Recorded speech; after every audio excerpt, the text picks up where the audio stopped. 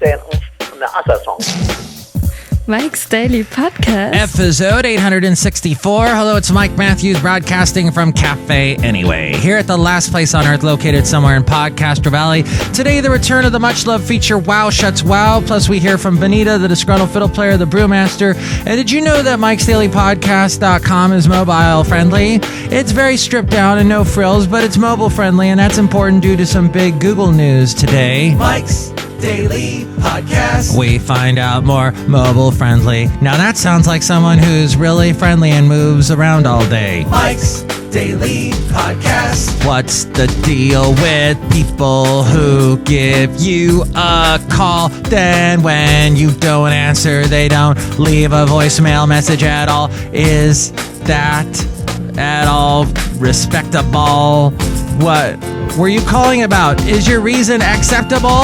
I'm not your hairy bitch, and I'm not going to call you right back when you... Mike's Daily Podcast. Just call and don't leave a message. That's how I feel about this. It's true. Mike's Thank you, Alexander Bell. Daily You've really messed up my world. Podcast. Except for all the cool interviews that I've done. Yeah! Over the phone with awesome musicians on this show. Now, that was pretty darn cool. Yeah, so we're going to get to that about mobile friendliness and, Ebola.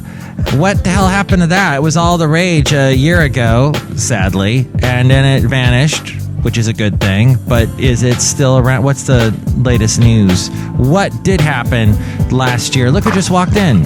Hi, Mike. It's Benita, the rodeo queen. Hi, how are you doing? And it's a disgruntled fiddle player, tell you what. What?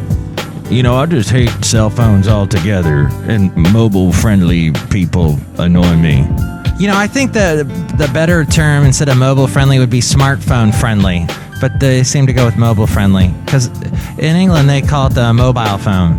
Well, you know, what they do in England is they suppress us, and they make us spend a bunch of money on things like molasses. They put a tax on that, tell you what. Oh, thanks for clarifying that. Look who else just walked in. Hello there, Mike. I make the Brewmaster. Oh, boy. Brewmaster, just want to let you know that I let Shelly Schuhart know that you're in love with her and she's okay with that. All right, that sounds awesome. Yeah, so, you know, on our way to making a big chick flick, a big romantic movie, date movie, we have completely speared that, knifed that, and it's no longer going to happen because apparently we took all the air out of it. Because usually we would, you know, you would say you liked her, but then she wouldn't know if she liked you or not and everything. I know, Mike, I hate all that dramatic tension. Yeah, so we just cut all that out. And John Deere the engineer, the last show he wanted to sing Funky Cole Medina to Floyd the Floorman, but he was afraid of getting subpoenaed. Well, Mike, that sounds like a really scary and enthralling plot point that we missed on the last show if we were not listening to it. Yeah, so you should go back and listen to it. And I think we're all going to travel to Europe. Mike, I wanted to travel to Europe with Madame Rutabaga, not with y'all. Oh, it's just going to be a girl thing. Yeah, y'all not invited. No, disgruntled fiddle player. None taken. We're getting a divorce. No, wait. That can't happen. You two got to stay married. That's like the cool thing about this show. That we have a married couple. And they're both cowboy-wearing country folk. Yeah, well, she gonna go to Europe. I'm just gonna not be married to her. She can go and find that hot Italian stallion, whatever she's looking for, and I'll just stay here. Maybe date Juliana Gould. Is it Gould or Guile? Guile? I don't know, but she hot. She is. Nobody knows who she is, but you know what? That's fine. Let's hear it for her and all the listeners of this show because they look marvelous. Mark, do that Fernando voice, that old Fernando voice that y'all do, that Billy Crystal did. All right. You look marvelous. All right, that was cool. Is everyone happy? Mike, I don't know. My husband wants to get a divorce.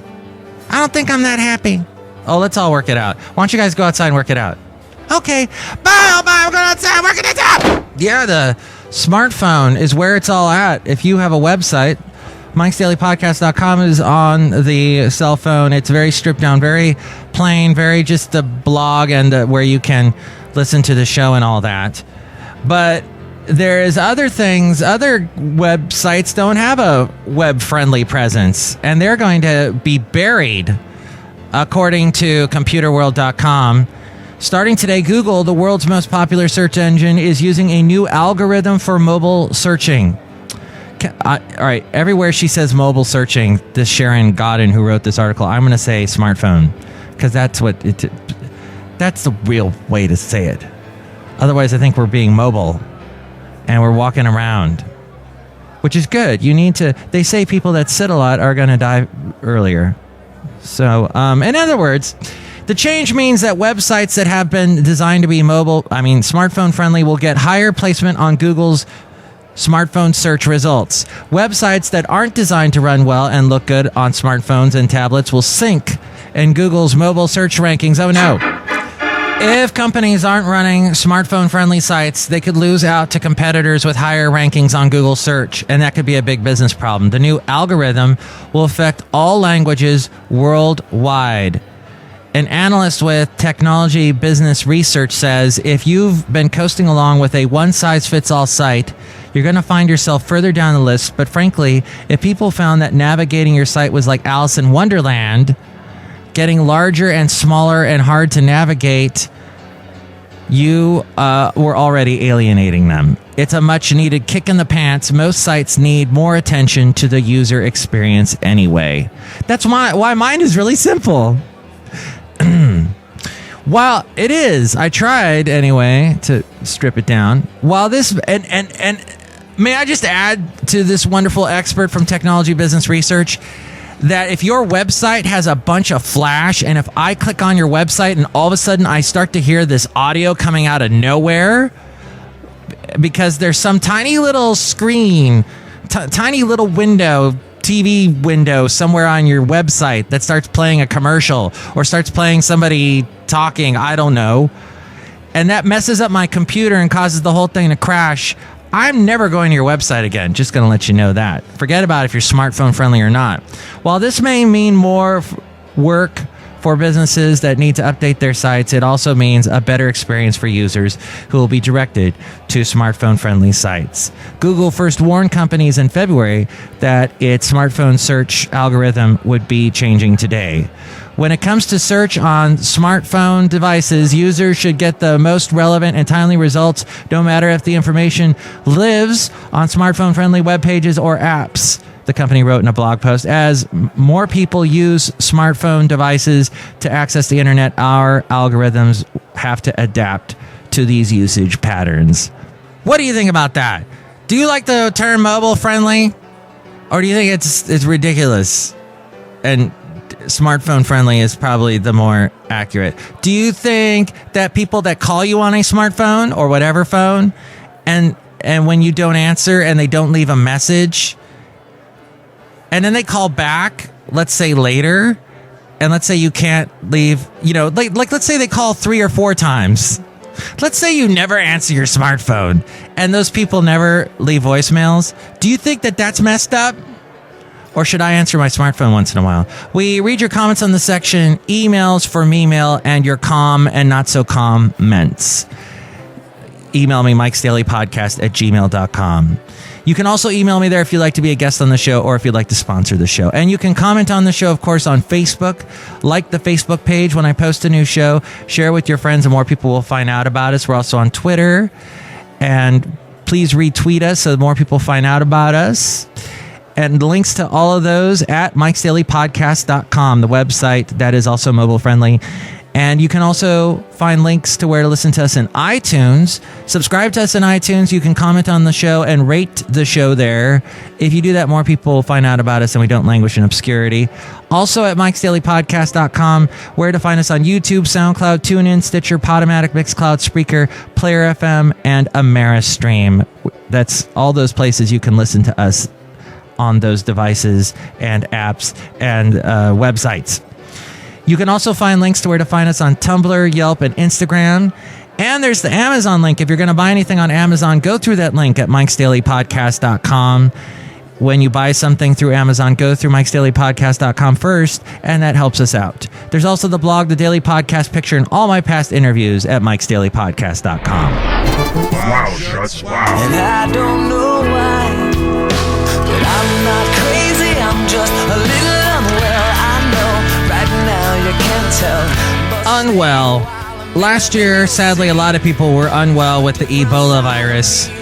And the Dallas hospital that treated the first patient to be diagnosed in the U.S. with Ebola lied to Congress when it said its staff was trained to handle the deadly virus. A nurse who contracted the disease contends this in a recent lawsuit.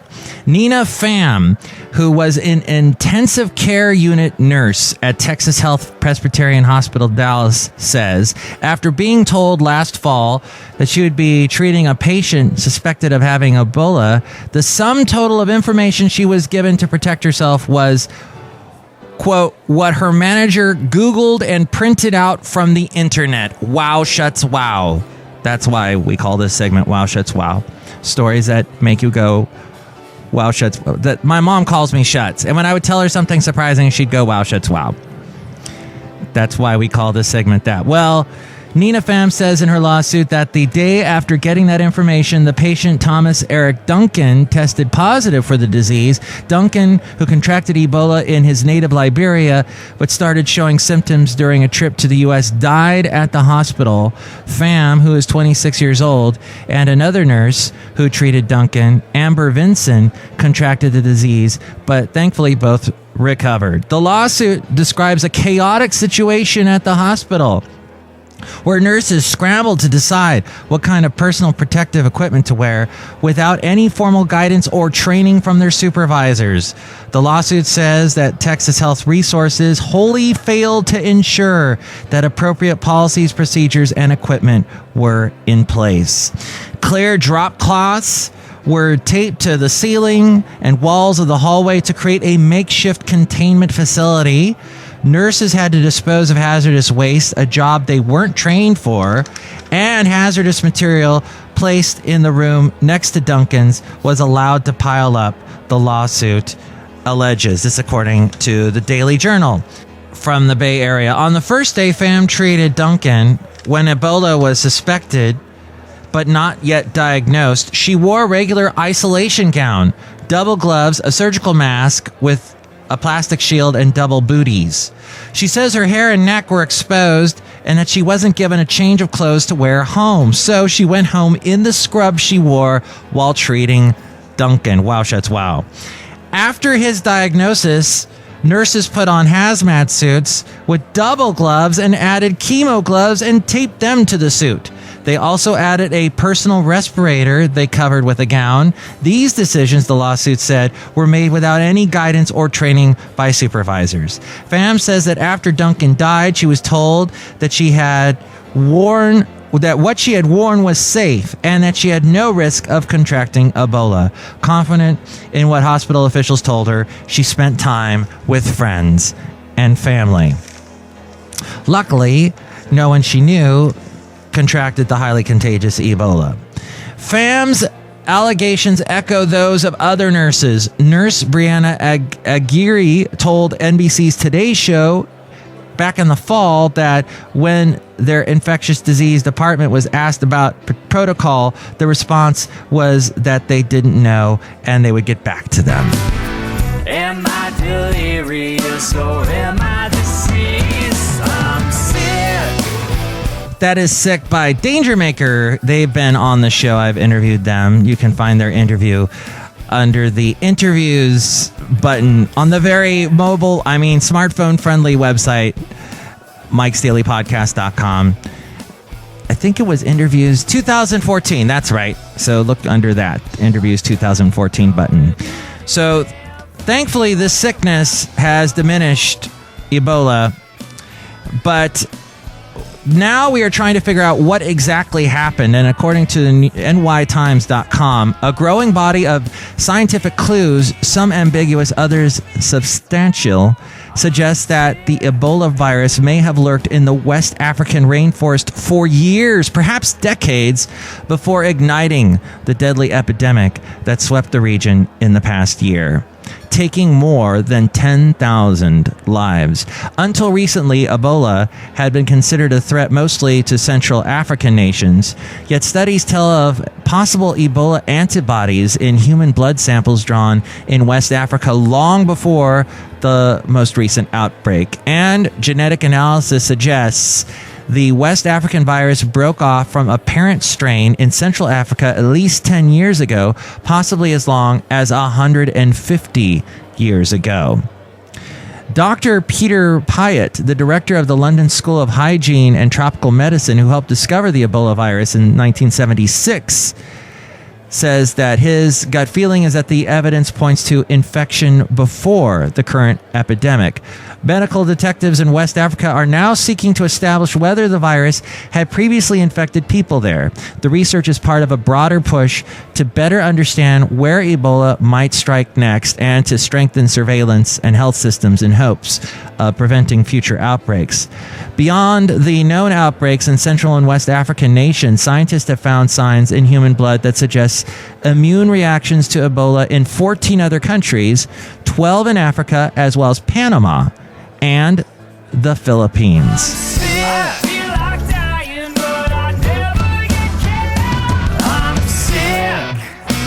Danger Maker!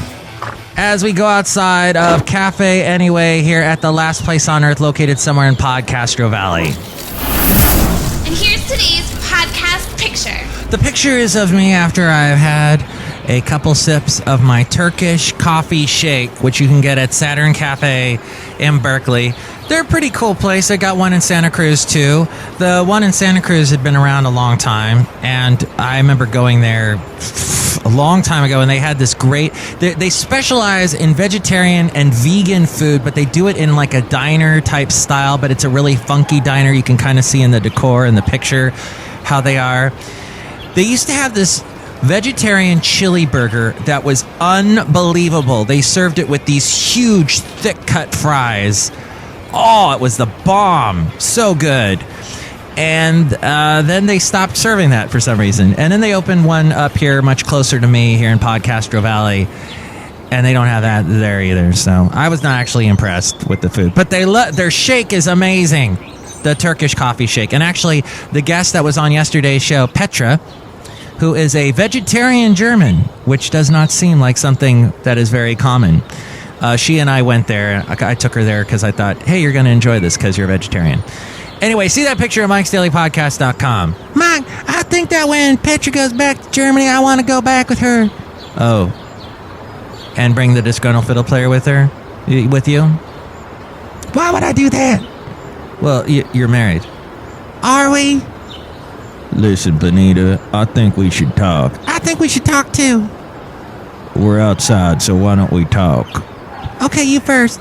Benita, I love you. Oh, I love you too. Okay, we're still married. Sounds good. All right, I'm glad you worked that out. Yeah, Mike, we don't need all that drama. That's what I said. Well, they agree with you, Brewmaster. Did I tell you I made a delicious earth beer? We don't care. Next show, it's going to be a wonderful Into an Interview, a Matthews interview with a brand new group, a duo from Seattle, Washington, by the name of March to May. Plus, we'll hear from Madam Rutabaga Valentino and Bison Bentley.